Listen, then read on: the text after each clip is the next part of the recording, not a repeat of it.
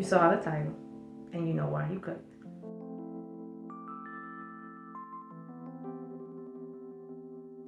This goes out to the ladies who are having a hard time bending the knee and need a little dragon juice to get back in the service industry. So let's get into this. Hi, my name is Ms Oshun, and you are watching The Love Experience, where we explore the journey of love, because love is not the destination. Okay, so I don't need to stress the importance of fellatio. Your man has made that abundantly clear. But a lot of you, especially you married ladies, aren't listening. And anxiety and or sexual frustration starts to settle in your relationships right under your nose. However, intuitively you know this. So tonight, I don't want to harp on what you know. Rather, I want to inspire you to explore maybe what you don't know, and maybe you can come back to the bright side of the love experience. So, let's be clear. You are not wrong for indulging, or let's say rather not indulging in fellatio. But truth be told, you should be clear on why you as a woman are not doing it and address it. So if you refuse to address it, this is what we say where it goes left. So I'll say, based on my years on this planet, one's generation typically indoctrinates them to believe such things because it's their culture, it's the cultural norms, it's what all plays into it, especially religion. That's a big one. Yes, if you've learned to be explorative and or afraid, both these extremes play into it. As I always say, sex is not about sex. Personally, I know some women, mostly around 60 years old, who wouldn't lick the back of a spoon, and thus they wouldn't lick the back of a shaft. These are supposedly your conservative types that tend to love Jesus. Shout out to my freaky Christians though, okay? But let's tell the truth. No religion has labeled fellatio, between a married couple even, immoral or have forbidden in any way. So in all truth, to deny your husband or your partner this desire sexually is honestly akin to having a sin happen right underneath you on the basis of something that's beneath you. So can we really stand in front of our Creator, with that being said, and say, I followed your guidance, God, and I lived the best of my life, while you've caused a man to have to live in sexual frustration and emotional turmoil? Like, really, is this what we're saying we would stand in front of God and say, because that's what God wants? And in a religious context, let me say, this sounds more like the devil's trick bag, just to be honest. But I'd be remiss not to mention that, yes, traumatic experience can also shape how we view things. However, to be clear, a lot has went into shaping every aspect of this topic. So let's not be too hard on ourselves, but rather very honest about it. And let's get into it. Let's talk dirty. So what I mean is, let's explore why we think we're doing the most in some effort to constrain ourselves from doing the dirtiest thing we understand. So in a literal sense, fellatio is reserved for the cleanest of people. And to help you understand, when you smell a man that smells like beautiful man, that just draws you in. And I mean in a way where you can taste it. And yes, we're all thinking it when you smell a beautiful man walk past. That scent don't make us want to hold his hand or dive into his mind.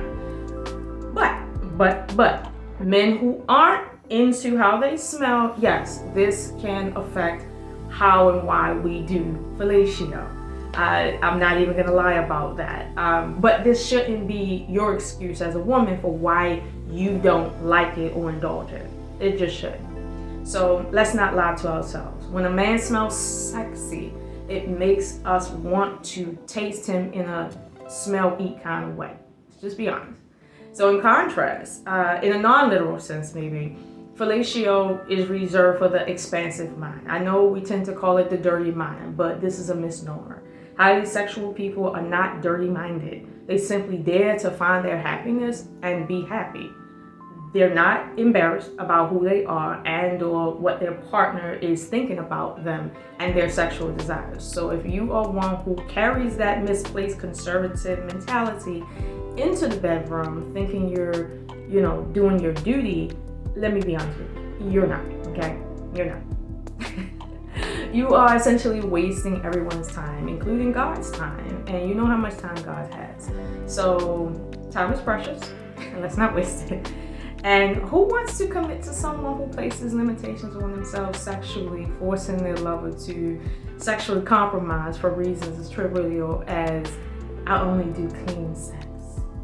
Like, as if that exists. Like, who wants to? So let me say from my experience, fellatio is more intimate than intercourse. Yes, it really is. No matter how many people are abusing this publicly, this is the truth. And it's extremely powerful.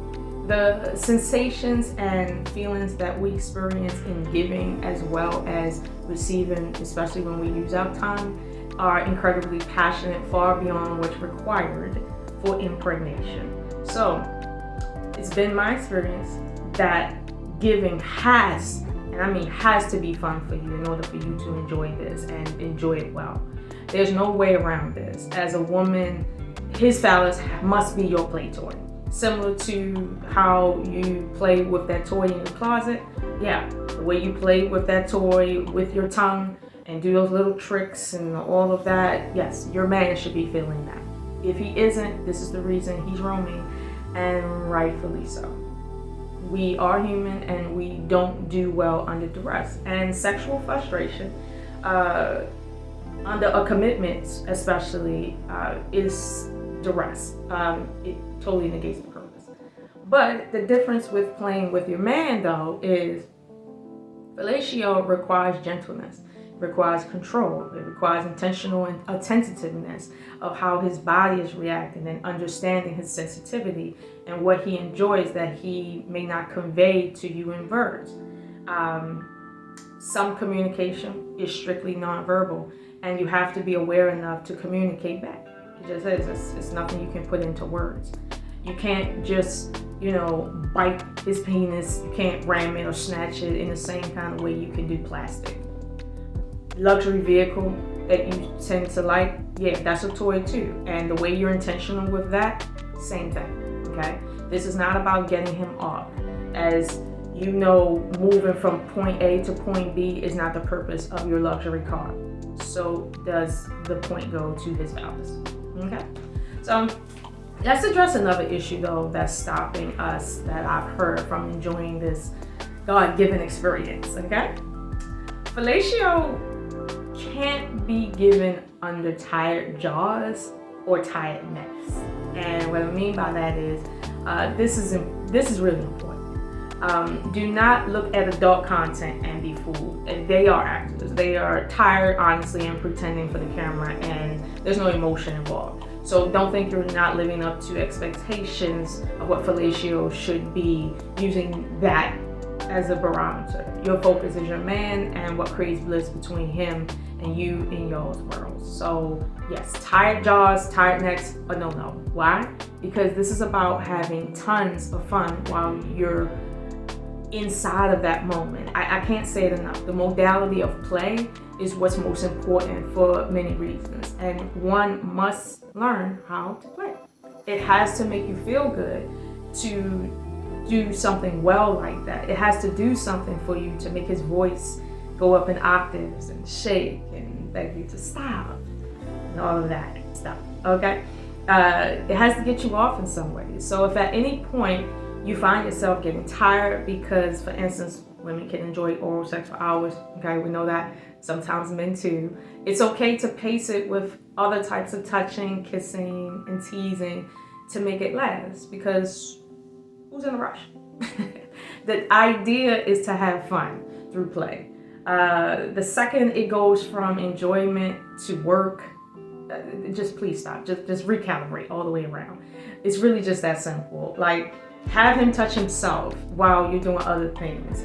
This is your world. Make it work. Do the things that you think are sexy to do. It does not matter. But again, this is about you exploring this. And let's be honest. Let's say his penis is too big. Well, and you can't deep throat. Well, hit them with the tongue twist turn action. You know, hit them with that, and switch up that pace a little bit and tease it until it can't hold back. I mean, there's ways around these challenges, ladies, in order for you to support yourself and support him. But again, no tired jaws, because that's not fun. That is work, okay? Now, I know that you may be thinking, Oshun, the taste, okay? Okay, I'll give you that. So let's talk about that, all right? Taste in large is regulated by what we eat, especially spicy food for some reason. It can make our sexual fluid really strong. I don't know why, so please don't ask. However, if you must swallow, okay? Because if that's your issue, I know you're really freaking in what you lead on. And if penis is clean, I don't know what taste you're talking about. But if taste of his fluid takes away from the experience, try some flavored lubricant. And this will help, in a sense, mellow out the taste. Again, this is another way we can support each other. It's just one way, there's many ways. And if you can't really stand any taste in your mouth to be satisfied and have fun, get playful with it. Use your favorite foods on it. Make a banana split, but don't feel bad about needing a taste that you can swallow. Okay, this is about you and him, not how you look to God or us. If your man knows you need whipped cream to make it work, what man you know not fitting to keep bottles of whipped cream, especially if he's committed to you sexually and he really enjoys fellatio? Now, let me put this disclaimer up though. If he's walking up to you 7 times a day with a bottle in his hand, you might need to talk about what kind of addiction that is. Just putting that out there. But at least it's easier on you and you're not tired and he's enjoying himself. So don't be afraid to explore. I can't name everything that would make your world go round better, but I hope that I have inspired you to just try something. Just Google it. Look it up, figure it out. Other people are going through the same things. We all have different ways we have to meet the same goal, including myself. So may you bend the knee gallantly and enjoy the services you provide. It's been a pleasure. Until next time, I Oshun you.